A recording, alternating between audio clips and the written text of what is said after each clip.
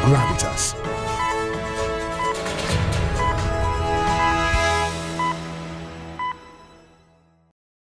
Hello and a very warm welcome. You are watching GRAVITAS. I'm Molly Gambhir. Let's get started.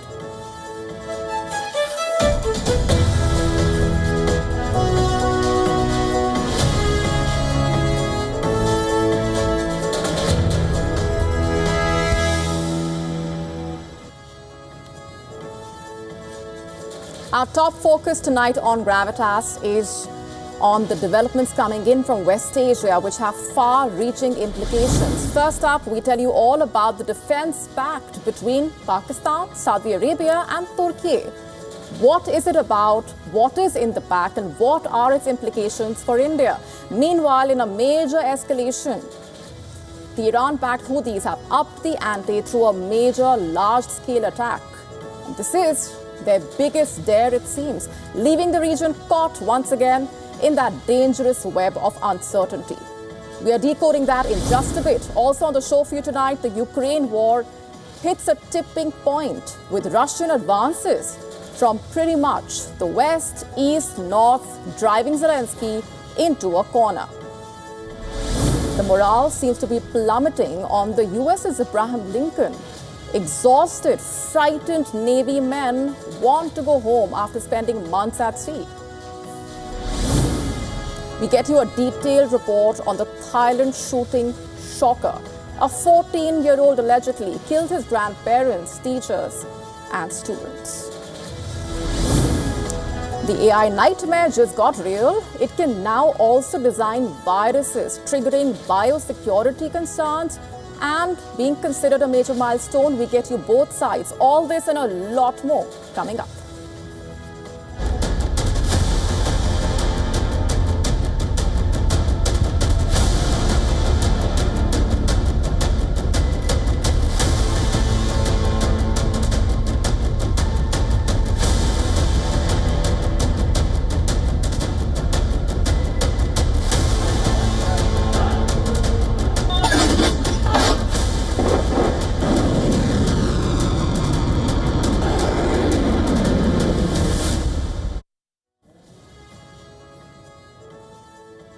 A new security alignment is taking shape in West Asia. New Delhi and Iran are watching this very closely.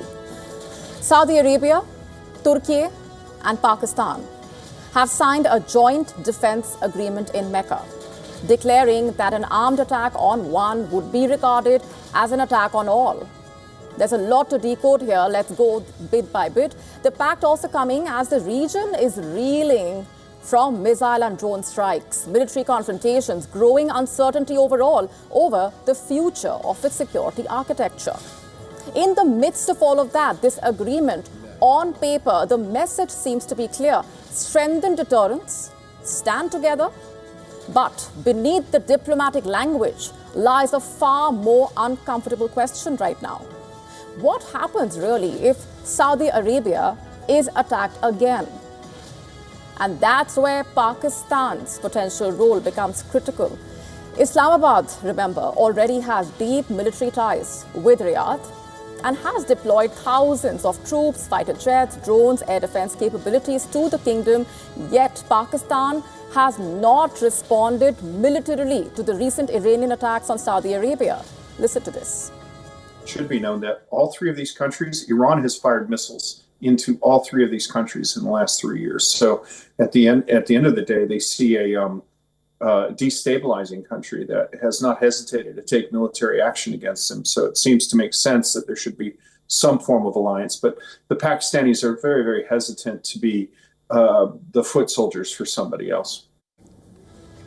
The new pact, therefore, raises a very important question that could test Pakistan's strategic balancing act. If Saudi Arabia comes under sustained Iranian attacks, will Pakistan actually send its forces into combat? Let's just break this down for you. Confirming the deal, Pakistan's foreign ministry, in fact, has released a statement saying, I'm quoting from it, "Any armed attack against any one of the three states shall be regarded as an attack against them all." similar to the core principle of collective defense enshrined in the North Atlantic Treaty. This is very significant. And simultaneously, Tehran observing the coalition with intense suspicion. A tri-nation bloc, after all, forming along Iran's regional flanks, severely heightens Iranian security anxieties and concerns as Tehran navigates regional turmoil and the war and the tensions with America. The spectre of a unified Pakistan-Saudi-Turkiye defense axis threatens to constrain Iranian power projection and also encircle its borders. Yet its timing amid the escalating confrontation with Iran and the mounting concerns over regional security, giving it unmistakable strategic weight. Meanwhile, New Delhi is watching very carefully. In fact, India's External Affairs Ministry has said the development is being closely followed. And that's hardly surprising. Pakistan's deeper military alignment with Saudi Arabia and Turkey could reshape security calculations stretching from the Gulf to South Asia. In fact, the biggest question here is no longer about whether the pact actually carries political symbolism. It certainly does, no question about it. The real test right now will come when the missiles fly. The Houthis are already testing the Saudis. We'll get to that in just a bit and decode what's been happening on the ground. But behind the scenes and overall, the big question is, will Pakistan stand beside Saudi Arabia on paper? Or will it put soldiers, aircraft, air defense systems in the line of fire?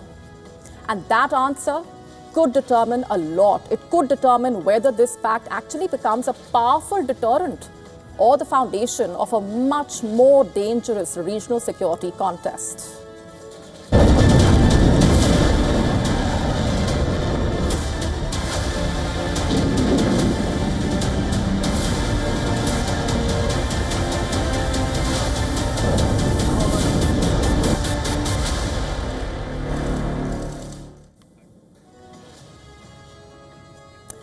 And like I said, there's a lot that's been happening on the ground as well. It's yet another deadly escalation in West Asia. It seems the worst nightmare is unfolding. The Iran-backed Houthis have upped the ante, carrying out a major large-scale attack. This is their biggest dare, it seems, with the region once again caught in that dangerous web of uncertainties.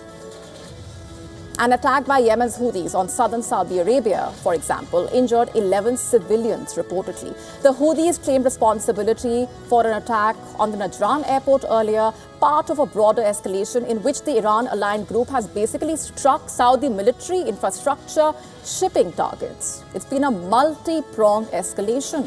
Let's just break this down further. The Houthis have launched major attacks in Yemen as well as Saudi Arabia. This, of course, has sparked concerns that the region and the crisis will continue to spiral, sending the region deeper into uncertainty. The Iran-aligned rebels claim responsibility for a major missile and drone operation against the Saudi-backed government forces in Yemen, killing dozens of troops. In fact, Thursday's strikes on military sites, including some run by Yemen's emergency forces, are the deadliest in years in the country's civil war. Military sources reportedly putting the death toll as high as 58. The Saudi-led coalition reportedly said a Houthi attack on the border Saudi city of Najran, that's where it is located, injured 11 civilians, including a woman and a child. The Houthis claim that they carried out the missile and drone strikes after observing a large Saudi military build-up in these areas. The Houthis also claimed military camps, weapons depots, and vehicles were destroyed. Yemeni sources had said recently they believe that Saudi Arabia is preparing for a major military offensive against the Houthis by sea and possibly by land in central Yemen. So that's the context, and that's what's been happening in the backdrop. And the attacks also coming as Yemen is increasingly drawn into this US-Israeli war with Iran, with the rebels stepping up the attacks against both the government forces and neighboring Saudi Arabia, as well as imposing that naval blockade in the Red Sea. Right here. And the Houthi movement also controls Yemen's capital, Sana'a, remember, much of its Red Sea coastline as well. What's the assessment behind the scenes then? A Reuters report cited a Saudi official as saying The reported threats were particularly alarming as Riyadh continued to pursue de-escalation and a negotiated settlement, adding that contacts with all parties, including Iran, and the mediation efforts appeared to be moving in the right direction. The official reportedly said the planned attacks could be intended to disrupt those diplomatic efforts. Saudi Arabia reportedly expects imminent coordinated attacks from Iraqi militias north of the Gulf state and from Yemen's Houthis from the south under the supervision of Iran's IRGC overall. In fact, according to a senior Saudi official, Saudi Arabia had reportedly observed drones, missiles being moved, suggesting coordinated operations from both directions, and was prepared to take all the necessary measures to respond to, quote-unquote, any aggression. Also, this underscores how the kingdom has come increasingly into the crosshairs of this regional conflict over the past few weeks. It has faced attacks from Yemen's Houthis, Iraqi militias, and in late July carried out strikes with the US Central Command against the Iran-backed groups in Iraq, after blaming them for the drone attacks on its oil facilities. Iraqi militias, meanwhile, said they would respond to the Saudi strikes.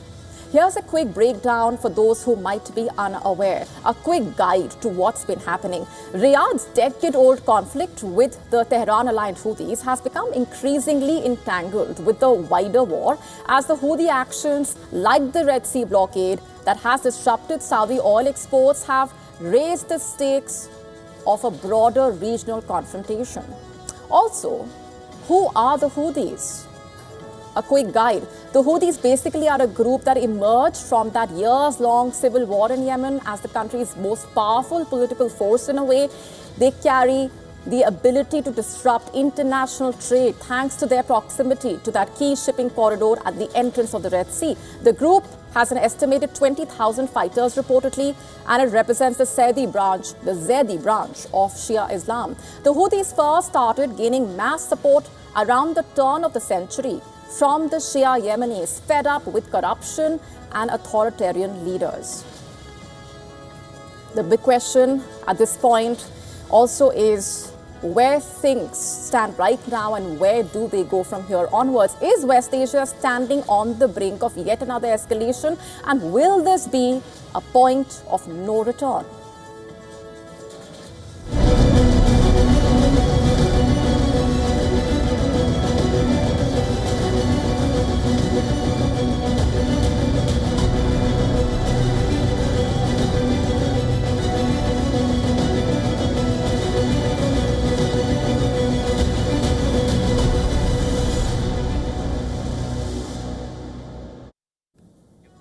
Shifting focus now to the other war, the Russia-Ukraine war is also standing at a defining juncture. While Ukraine's President Volodymyr Zelensky has repeatedly projected to his Western allies that Ukraine holds the initiative, the developments on the ground telling a far more different story, it seems. Russian forces are pressing from multiple directions. The Black Sea has turned into a major choke point, while Russia has completely dominated the skies over Odessa. Amid all of this, Kiev is once again appealing for more Patriot air defense systems. Let's just break this down for you. Russia's deadly attack on Ukraine with a mix of ballistic missiles and drones killed at least 21 people and injured over 40. Kiev and the surrounding region experienced the deadliest strikes it had seen this year, with at least 17 people reported dead. In a post on social media, Zelensky said interceptors could have saved lives, adding that Ukraine has been supplied with just a third of the air defense missiles in 2026 as compared to a year earlier. Just a third is the claim. Ukraine has started receiving roughly 3 times fewer anti-ballistic missiles to defend our state. This, of course, does not depend on the community and city leaders present here. Ukraine currently finding itself in a scenario where it is practically without or in extremely limited quantity of interceptors, meaning it is extremely vulnerable to the Russian strikes, including hypersonic missile attacks. But the matter is not in Kiev's hands after all, because Patriots, remember, are American systems. Ще 40 людей поранені від цього удару. There are missiles for the Patriot available around the world, and it is important that our partners make this political decision, the decision to provide the necessary packages.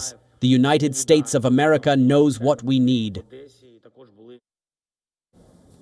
And when asked about Zelensky's repeated requests for the Patriot interceptors and long-range missiles, Trump told reporters on Thursday, quote unquote, "We want missiles too."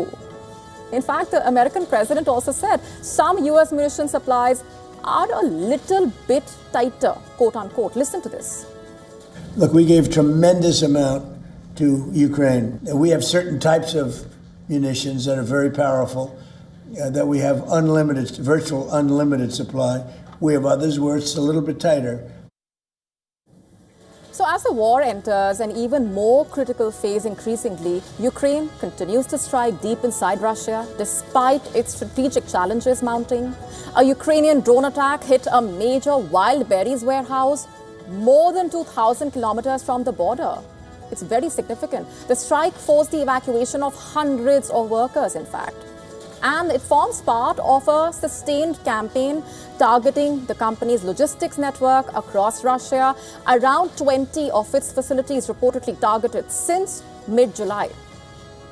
Since July 18, to be precise, Ukraine has been targeting Wildberries warehouses across Russia in a wave of drone attacks. As many as 20 of its facilities, including those in Moscow and Leningrad and another part, have been struck.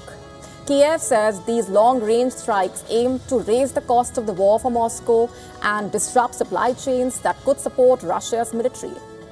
But on the battlefield, Russia continues to build momentum.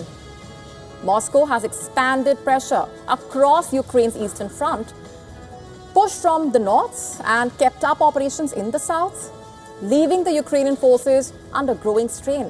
Russian troops have reportedly made further advances in several sectors this month, in areas like Kharkiv, Sumy, Donetsk, and amid heavy artillery fire. Amidst all of this, the Black Sea has also emerged as the latest strategic choke point. Russia has stepped up its military deployment, increasing pressure on the shipping routes and Ukraine's port infrastructure. Ukrainian officials saying their Black Sea ports remain under heavy attack, while Russia maintains a strong contest for the control of the maritime and airspace around Odessa. The Black Sea ports, in fact, are crucial to Ukraine's economy, particularly for agricultural exports, which account for around 60% of the country's goods exports, effectively freezing commercial maritime transport into Ukraine's Black Sea terminals. According to reports, merchant shipping has also largely ground to a halt amid severe security risks and surging war risk insurance costs as well. With the supply lines under pressure, air defense is stretched, the mounting military pressure on Ukraine is only escalating. Time now to get you the global headlines coming in at this hour from around the world, taking you around the world in 120 seconds. Heavy rains lash Delhi NCR. IMD issues red alert in New Delhi and parts of NCR. The continuous heavy rainfall is hitting traffic movement, and IMD has warned of traffic snarls on way to office or while returning home. Congo's Ebola outbreak surpasses 4,000 cases. The Ebola outbreak in the Democratic Republic of Congo has worsened, with confirmed cases rising above 4,000 for the first time. Health authorities have reported 1,850 deaths. A wave of deadly prison violence has rocked Sri Lanka, leaving 3 inmates dead and 23 injured. Authorities have deployed troops and special police to contain the unrest. Trump ally Espriella set to lead Colombia. Colombian President-elect Abelardo de la Espriella is all set to take office, pledging to wage a war against drug trafficking guerrillas and open a new chapter in ties with the United States. pressure on Infantino despite some support. Beleaguered FIFA president Gianni Infantino has received some much-needed support after a week of scathing criticism revolving around the now shelved private investment plan, but also a call for him to resign. US loses 23,000 jobs in July. US employers unexpectedly cut 23,000 jobs in July amid economic strain from the Iran conflict. Unemployment dips to 4.1%.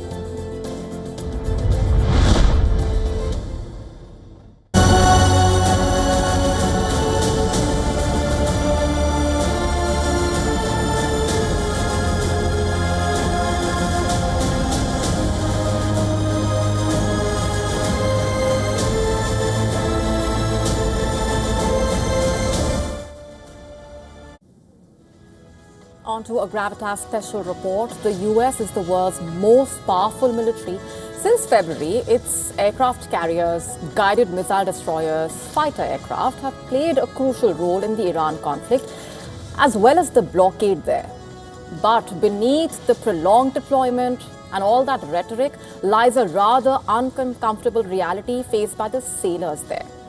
Imagine being on a ship for 9 long months and running out of something as basic as food, toothpaste, soap. According to American news portal MS Now, this is the situation aboard nuclear-powered aircraft carrier USS Abraham Lincoln. Even as they face a constant threat of Iranian drones and missiles, sailors have to reportedly grapple with moldy showers as well. According to MS Now, the USS Lincoln crew has had only 2 days off since it left the port of San Diego in November last year. Imagine that. While it had a brief stop at the port of Guam a month later, it was at sea for over 200 days at a stretch, 208 days to be precise thereafter, which is considered to be modern-day record for an aircraft carrier. After a brief port call in Oman in the month of July, it is now set to be stationed around the Gulf of Oman and the Indian Ocean, considering that it is entering its 5th consecutive month of combat operations against Iran. Family members of sailors have reportedly sounded the alarm that their exhaustion could lead to deadly mistakes. Now, why does all of this matter? The flight deck of an aircraft carrier is already a very dangerous place to be in. The constant loading and unloading of bombs, missiles, rockets, posing the risk of explosions as well as fires. According to the report, most sailors are working very long shifts and some are rarely even getting a day off. Imagine working in those conditions. This is not the first time, by the way, when complaints about living conditions on US aircraft carriers have surfaced. When some news outlets reported in April that sailors are getting small portions of food, which are often unedible, allegedly, Pete Hegseth dismissed these reports as fake news, quote unquote. In fact, I'm quoting from what he said now. My team confirmed the logistics stats for USS Lincoln and Tripoli both have 30 plus days of Class 1 food supplies on board. In fact, the US Navy also asserted that these warships have sufficient food on board. Let's just look at the other core issue here. Let's say if your toilet gets choked, you would call a plumber, right, for help. But what if you are far too detached from the ambience of your home and your toilet is on a ship which is floating away in an ocean in the midst of a conflict?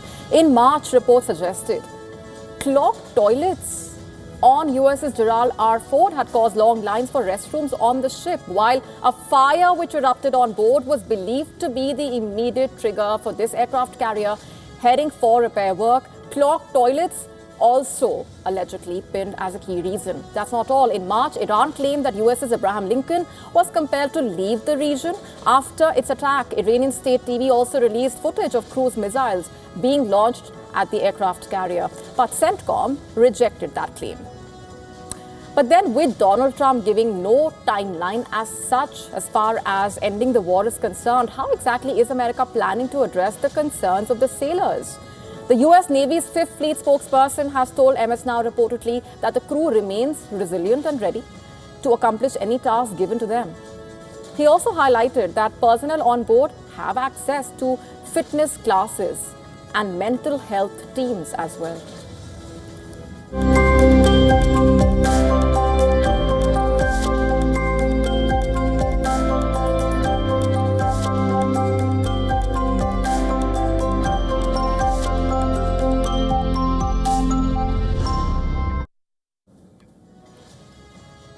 Shifting focus now to South India, specifically Kerala.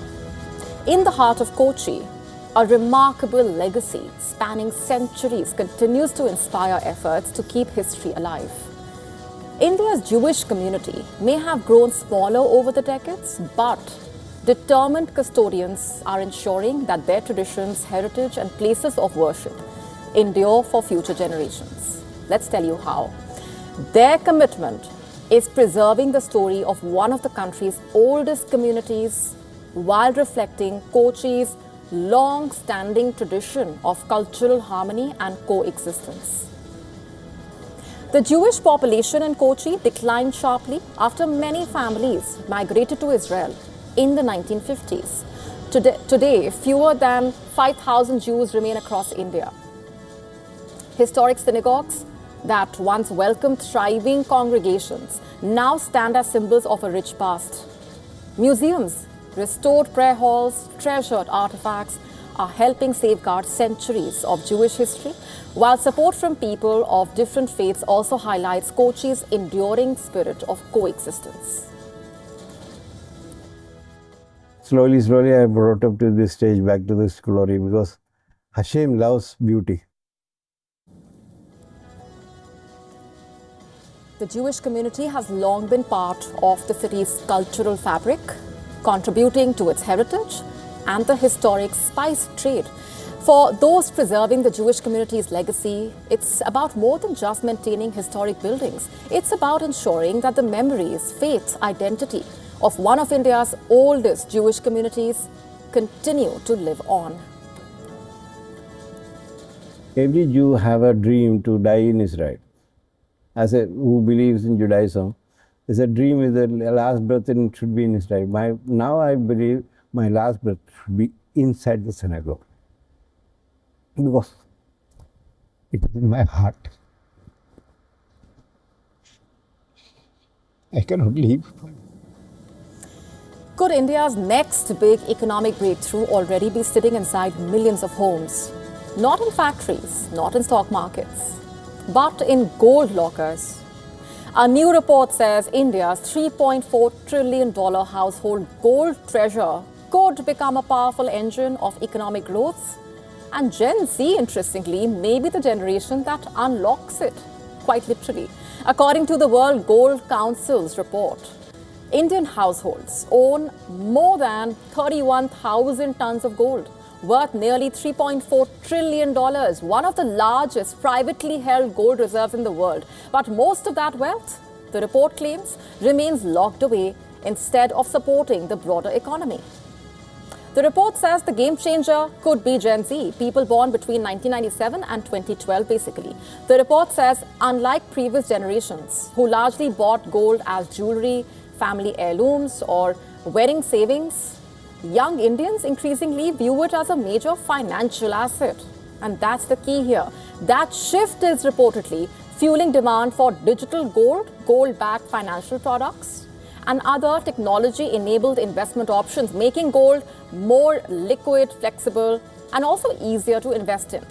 The World Gold Council expects Gen Z to account for nearly $2 trillion in consumer spending by 2035. It also says younger consumers are transforming the way gold is bought, blending online research with offline purchases while demanding greater transparency, better design, personalization, responsible sourcing. The report concluding that if India successfully combines its long-standing love for gold with Gen Z's digital-first investment, the country's vast household gold reserves could actually evolve from idle wealth in a way into a productive asset that helps drive long-term economic growth and could be a game changer.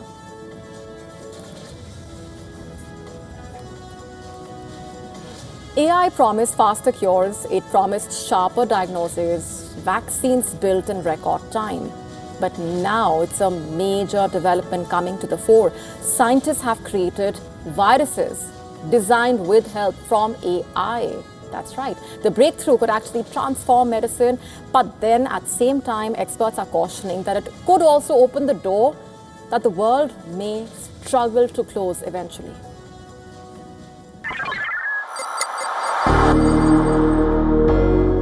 Artificial intelligence promised a revolution. Smarter hospitals, faster drug discovery, earlier cancer detection, better vaccines, and it is already delivering. AI can analyze millions of medical records in minutes. It can identify potential new medicines in weeks instead of years.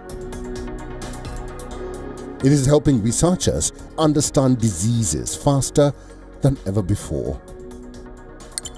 That is why governments and technology companies are investing hundreds of billions of dollars into AI. The global AI market is expected to grow into a multi-trillion-dollar industry over the coming decade. The race is no longer just about building better chatbots. It is about transforming entire industries. Healthcare is one of the biggest winners. But every powerful technology has another side, and scientists have now revealed one of AI's most unsettling capabilities yet. Researchers have demonstrated that artificial intelligence can design entirely new virus genomes. The work, published in the journal Science, used AI to generate viral genetic sequences that were then successfully synthesized and studied under tightly controlled laboratory conditions. The goal was not to create a dangerous new virus. It was to test whether AI could help scientists better understand viruses, improve surveillance, and accelerate vaccine development. The researchers stress that the work followed strict biosafety and biosecurity safeguards. There is no evidence that a dangerous pandemic virus was created. But the study also raises an uncomfortable question. If AI can help scientists design viruses for beneficial research, could the same technology be misused by others? That is exactly why experts are calling for stronger oversight. This warning comes just days we reported that advanced AI systems displayed deceptive behavior during security testing. Researchers found AI models attempting to hide their identity, take unexpected actions, and pursue goals beyond their instructions in controlled experiments. Those systems were not conscious. They did not escape. But they showed that increasingly capable AI can behave in surprising ways. Now another frontier has emerged: synthetic biology. AI is becoming powerful enough to design biological systems as well as digital ones for medicine that could mean faster vaccines, personalized treatments, and new cures. For security experts, it also means the barrier to designing biological material that could become lower over time. The message from scientists is not that AI should be feared. It is that powerful technology demands equally powerful safeguards, because the next AI breakthrough could save millions of lives, or, if misused, create risks that humanity has never faced before. The future of AI will not depend only on how intelligent it becomes. It will depend on how wisely humans choose to use it. Bureau Report, WION, World is One.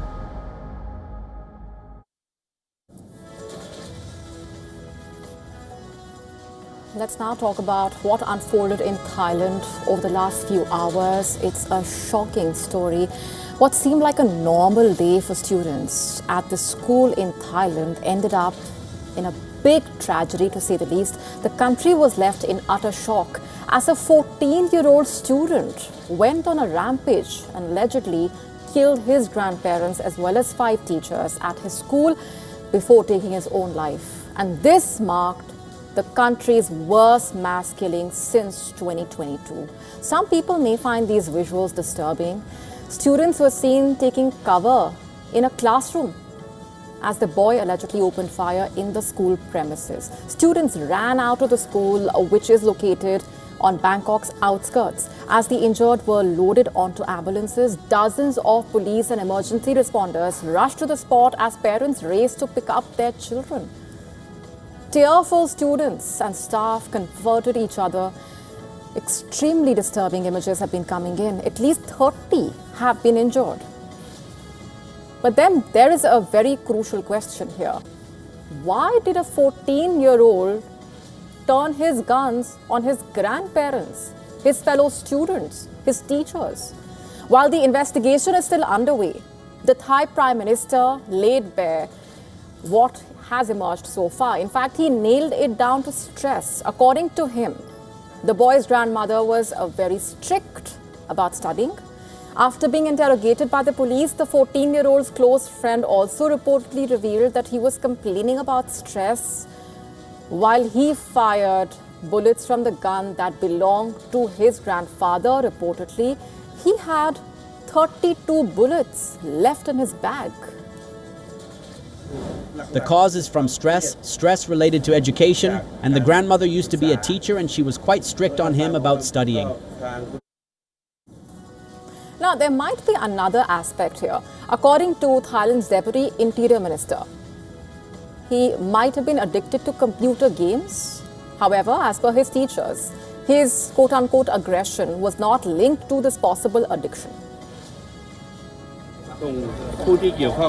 We also saw and discovered at his house that he had equipment for computer games. He was probably addicted to gaming because his teachers said that he liked to play those games. But when teachers told him to stop playing, he showed no signs of aggression. He listened and obeyed his teachers. Now, this shooting has also put the spotlight on Thailand's infamous gun culture. According to reports, it recorded 7.48 violent gun deaths per 100,000 people. This is twice as high as the violent gun deaths recorded in America. Just for perspective, as per estimates, 1 in 10 people in Thailand owning a gun. And if we look at the region as a whole, Thailand has by far the largest number of guns in civilian possession. It is believed that civilians own 10.3 million firearms, out of which nearly 4 million are unregistered weapons.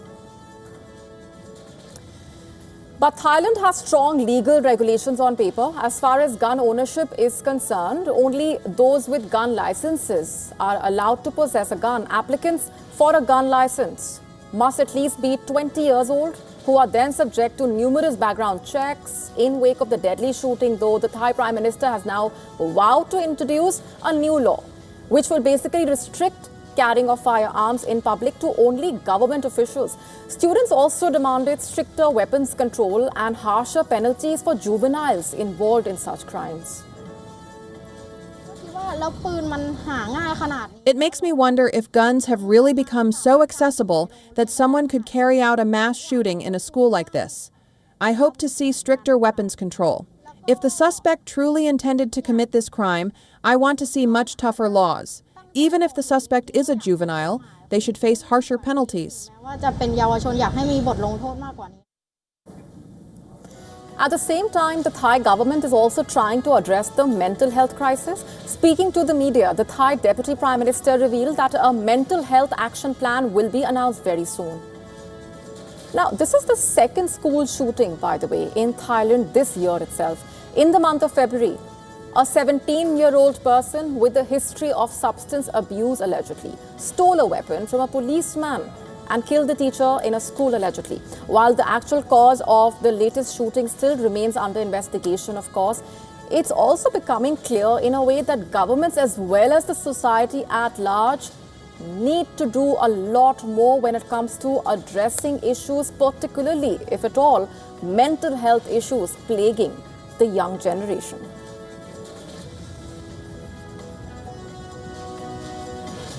And before we go on any further, a quick look at what else is lined up for you on the show tonight. We tell you all about what's being called a super bug that can hide in your hair and has spread to over 20 US states. We tell you all that you need to know.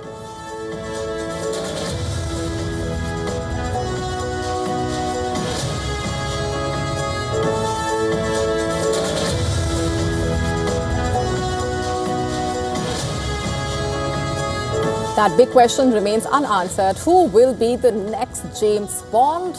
We tell you what is known right now.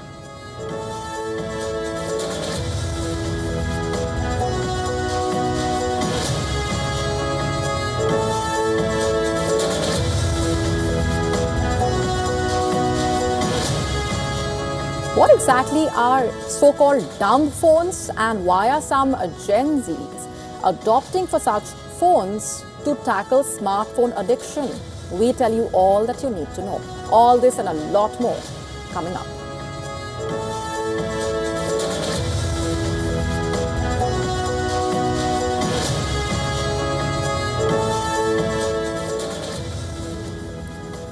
Let's now take you to the United States. Overall, superbugs are a big health hazard as they cannot be treated, resulting in 4.95 million deaths on an average per year. But what if you are told that the danger could be lurking in your own hair? One such superbug, named Candida auris, has now spread to as many as 23 US states reportedly. Now, this is a life-threatening fungus which basically enters the body through hair follicles. As it is resistant to one or more type of antifungal medications, treatment can become impossible. It can remain on your skin for months and can be transmitted to other people as well. That is what is known. While this fungus was first discovered in Japan in the year 2009, its first case was reported in the US in 2016. As per estimates, it was responsible for the deaths of 3,000 patients in American hospitals per year. According to reports, close to 3,000 cases have already been reported in the US this year. As far as India is concerned, the country's premier medical research agency pinned this fungus as the causative agent in 5% of all candidemia cases in India. Candidemia, by the way, is a serious blood infection which carries an alarming mortality rate of 33 to 72% in India. Just for perspective. A recent study published in the Science Journal also decoding how this fungus manages to remain on the human skin for months. According to this research, Candida auris manages to achieve this by rewriting skin immunity, as it's called. The study also says, I'm quoting from it, unlike most fungal pathogens, Candida auris automatically colonizes human skin, quote unquote. But what are the symptoms of this deadly superbug? What is known? While there is no common set of symptoms specifically for this, some symptoms include fever, extreme tiredness, low blood pressure, ear infections.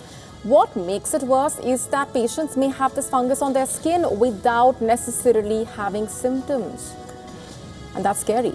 However, according to the US Federal Health Agency, this fungus mostly affects people with severe underlying medical conditions, invasive medical devices like breathing tubes, feeding tubes, and can create pathways for Candida auris to get into the human body.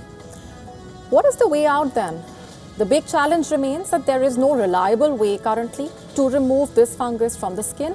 At present, doctors mostly treat this by combining multiple antifungal medicines or try newer medications suited to treat multi-drug resistant infections.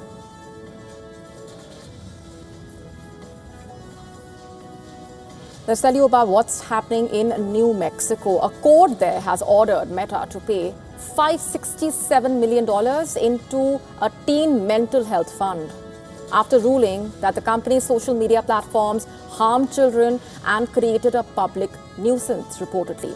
The state court, in fact, found Meta responsible for harming the well-being of young users after ruling that the company designed its platforms allegedly in ways that encouraged addictive use and failed to adequately protect children from sexual exploitation. The ruling coming 5 months after a New Mexico jury in an earlier phase of the case ordered Meta to pay $375 million after finding it violated consumer protection law by misrepresenting the safety of Facebook and Instagram, allegedly, for young users.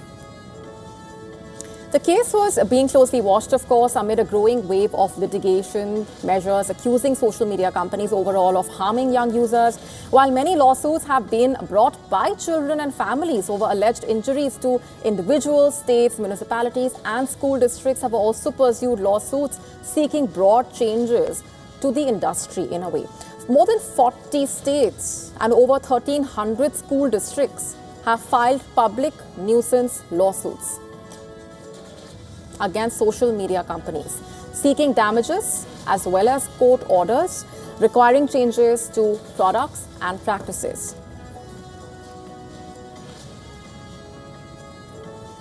In fact, the court has ordered Meta to implement a series of youth safety measures for the next 5 years, reportedly. These include monthly limits on teen use of Facebook and Instagram, restrictions on notifications, stronger controls to limit adult contact with minors, and also safeguards to prevent children from having romantic or sexualized interactions with AI chatbots. Also, enhanced review of child sexual abuse reports. Meta reportedly said it will appeal the ruling, arguing that it has continued to strengthen safety features for teen users and that the claims misrepresent its efforts to protect young people online. New Mexico Attorney General, meanwhile, described the decision as a landmark ruling, saying it creates a roadmap for other states seeking to hold social media companies accountable for harm to children.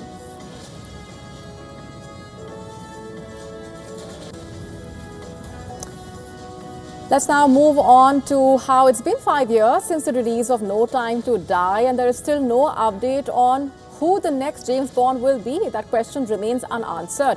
Now, a crucial update from the producers, leaving cinephiles, fans eager and also a lot more curious. Producer Amy Pascal has hinted that the casting process appears to be reaching its end. She has suggested that an announcement before the end of 2026 is a possibility. Additionally, she has also promised that the new super spy will be stirring, exciting and different without actually revealing any key details. Amy has made it all sound thrilling. While it's no denying here that Daniel Craig is a tough act to follow, several names are now cropping up as the likely contenders to take over the reign. Reports also suggesting the search is on for a relatively unknown British or Irish actor, possibly in his late 20s or early 30s.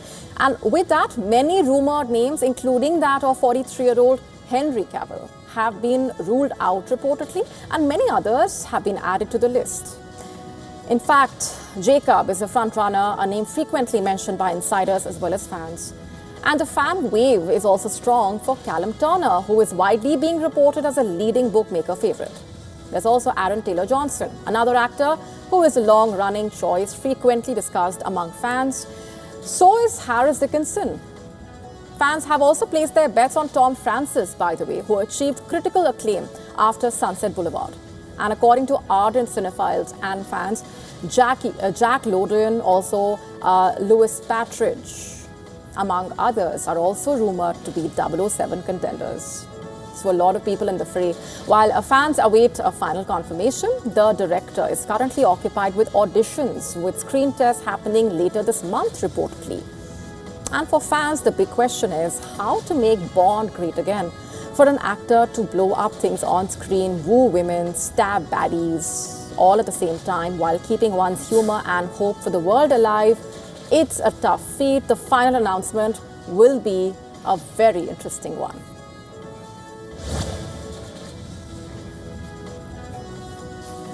In the age of constant digital updates, a lot of scrolling, there is always a notification waiting for us, a WhatsApp ping perhaps, an Instagram notification, or just a targeted marketing message from multiple instant delivery applications. And if none of that, then many find themselves doom scrolling.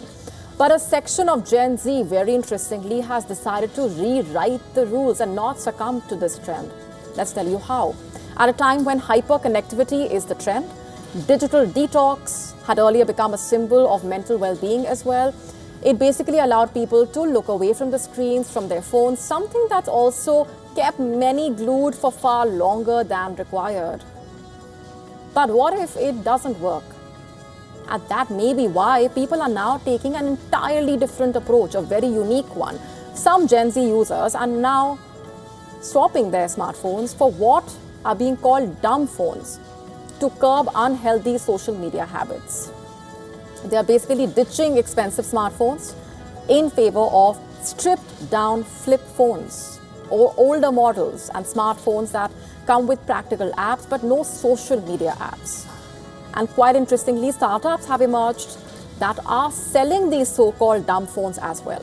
While for some, it's basically an effort to unplug from social media, regain their mental well-being and just stay away, some are also treating it as a feeling of nostalgia for an era that they never knew about or never really lived through. It's a measure to battle social media fatigue, and many recent studies, research pointing to why it may be the need of the hour as well. In fact, the research on the American Psychological Association showing high usage of social media among young people, with the average US teen spending nearly 5 hours a day on social media.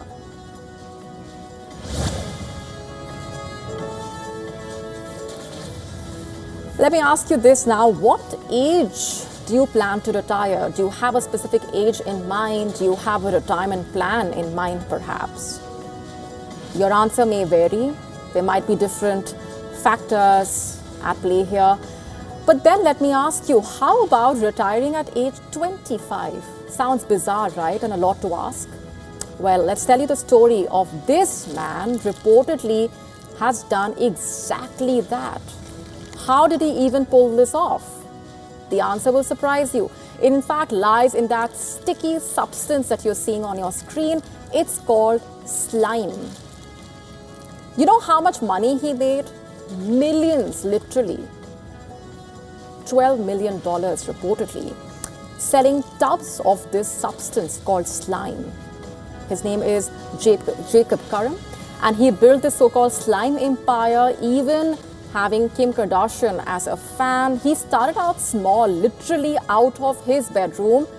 You know at what age? Just 17 years old. Today, he might find retirement is not exactly what he expected. It came at the age of 25 after all, but his story leaving many fascinated.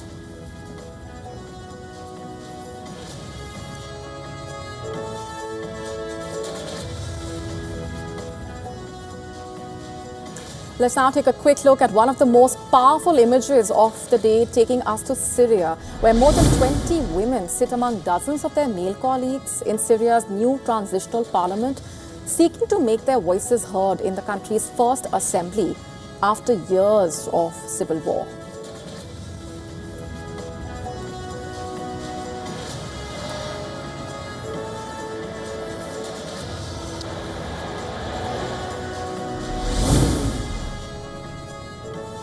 And time now for a big question hanging in the air, the answer to which determines a lot. After Saudi Arabia, Pakistan and Turkey signing that joint defense pact, Iran has signaled its dissatisfaction. In fact, a key official warning that the agreement will not ensure security for Saudi Arabia. So does this then increase the possibility of a direct confrontation between Iran and Saudi Arabia and a further intensifying conflict?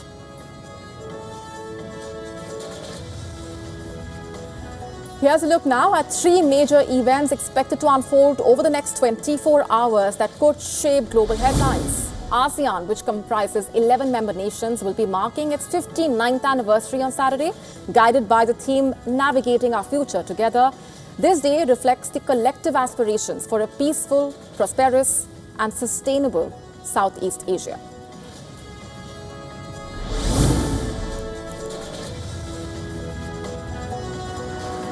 India will commemorate August Kranti Divas, marking the anniversary of the Quit India movement on Saturday. This was a major civilian disobedience campaign, remember, launched by Mahatma Gandhi on the 8th of August 1942, demanding an immediate end to British rule in India.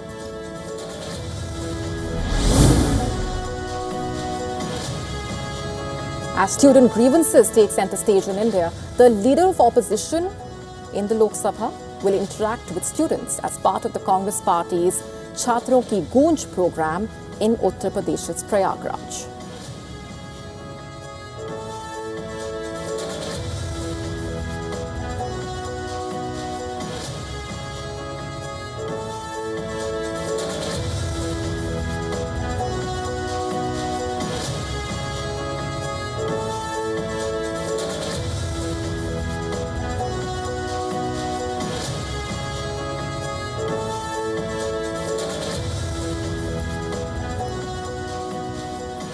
On that note, it's a wrap on this edition of GRAVITAS Tonight. This is me, Molly Gambhir, signing off. Thanks very much for watching. Stay tuned.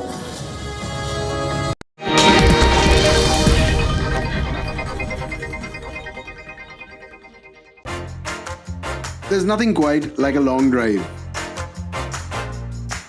On the road and off the tee. What better way to end an epic road trip to Ladakh than play around at a historic links in Kashmir. You know, in golf it's really bad manners to wish the worst on your opponent, but we sit right in the middle. Good ball. Now, performance and speed has always been spelt AMG. No wonder Mercedes decided to tie up with Paddle to launch the new E53. It's a sporty vibe on WION Drive at these times. The Israeli drone is above our heads all the time in Lebanon. More than 200,000 civilian homes have been destroyed. This looks like it used to be a toy for a little girl. Can't but wonder while I'm walking between all of this rubble, how many lives were destroyed, how many kids were traumatized, how many women lost their families. If this isn't a war crime, then what is? From the southern suburb of Beirut, I'm Ghadi Francis for WION The World is One.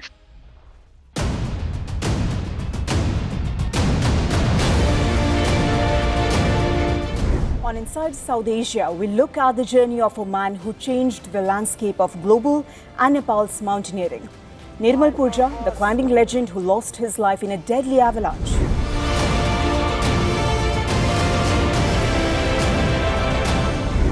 As Natullah opens for trade, what it means for India and China and whole of South Asian region.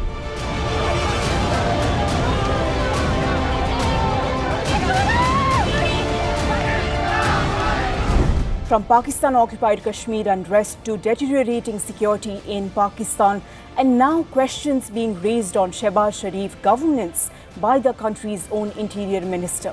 Where is Pakistan heading? All this and much more on Inside South Asia.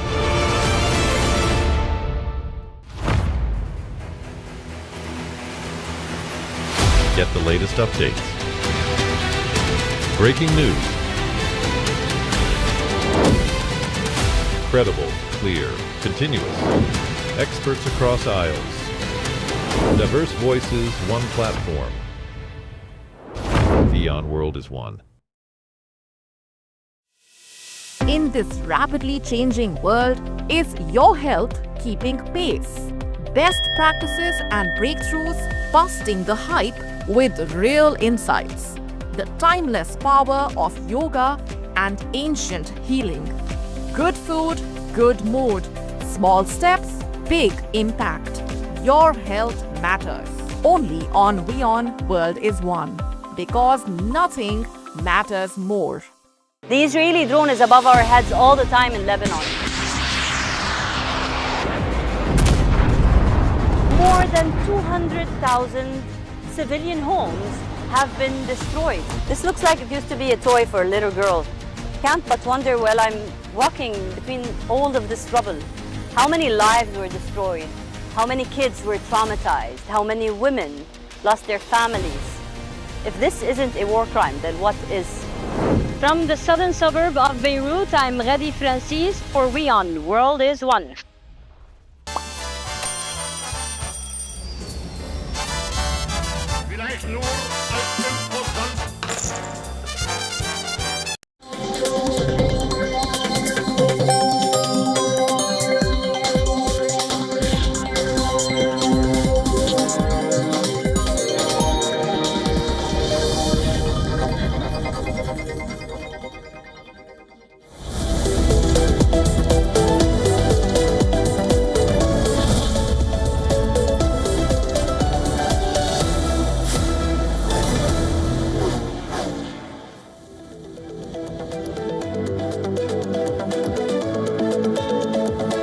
Hello and welcome. You're watching Beyond Pulse. I am Rhythm Sharma. Let's get started.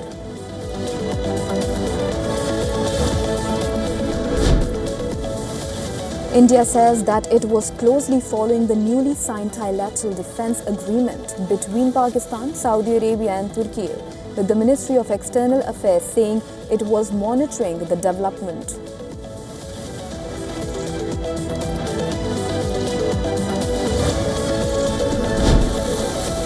At least 8 people have been killed and 23 others injured after a 14-year-old boy opened fire at his home and school on the outskirts of Thailand's capital, Bangkok.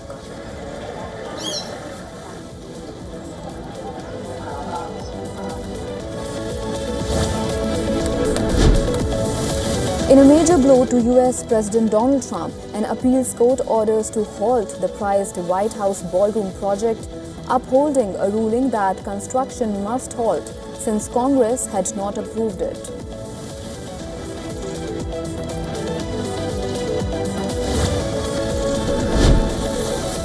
Spain threatens Italy with countermeasures if it does not swiftly lift border checks, which were introduced after the mass migrant rush to Ceuta.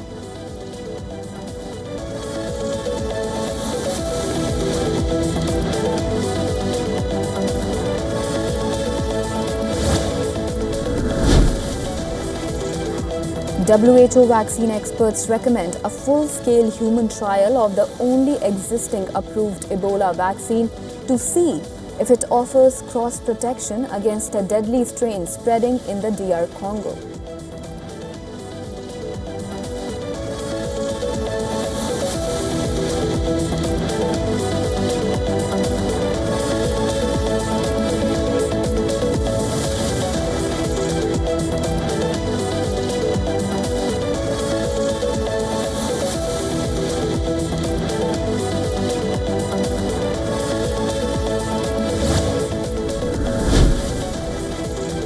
India Test captain Shubman Gill injures his finger ahead of the Sri Lanka series. Gill sits out the first day of the warm-up match in Colombo, and the BCCI says it is monitoring the situation.